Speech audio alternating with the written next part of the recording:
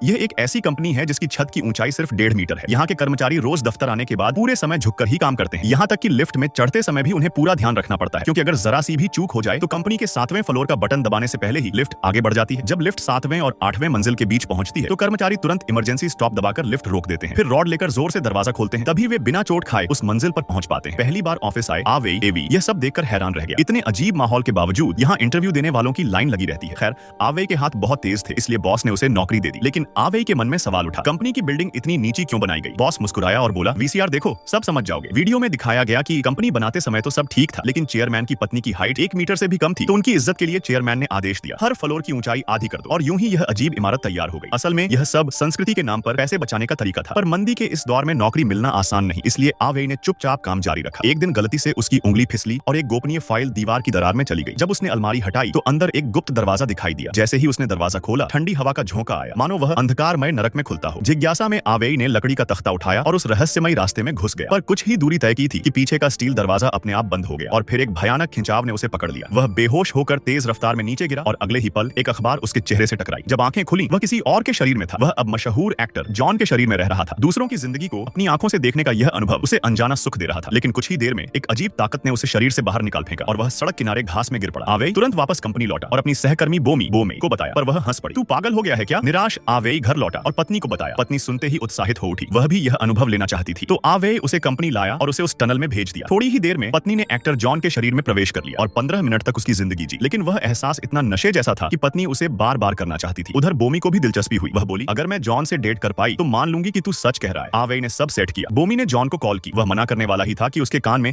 अजीब आवाज गूंजी। असल में उस वक्त पत्नी उसी के शरीर में थी। पत्नी के नियंत्रण में आकर जॉन रेस्टोरेंट पहुंच गया और बोमी से अजीब तरह का प्यार जताने लगा। बोमी पहले तो चौंकी, पर धीरे धीरे वह भी उस एहसास में बह गई। पत्नी अब पूरी तरह जॉन की दीवानी बन चुकी थी। वह बार बार उसके शरीर में जाती और धीरे धीरे बोमी से प्रेम संबंध बनाने लगी। आवेई सब जानता था, पर पत्नी और बोमी की नजदीकियां देखकर उसका दिमाग फिर गया। उसने पत्नी को कैद कर लिया और खुद पत्नी बनकर जॉन के शरीर में घुस गया बोमी से मिलने के लिए। बोमी को जल्द ही शक हुआ, लेकिन उसने विरोध नहीं किया और कुछ समय बाद वह गर्भवती हो गई। फिर एक दिन पत्नी आजाद होकर बोमी को मारने कंपनी पहुंची। बोमी ने तुरंत उस सुरंग में छलांग लगाई और दोनों के बीच टनल के अंदर पीछा करने का सिलसिला चला। आखिर में दोनों एक साथ जॉन के शरीर से बाहर गिर पड़े और तभी उन्हें असली प्यार का एहसास हुआ। उन्होंने आवेई को छोड़ दिया और साथ में एक नई जिंदगी शुरू की, जो वाह कह देने लायक मीठी थी।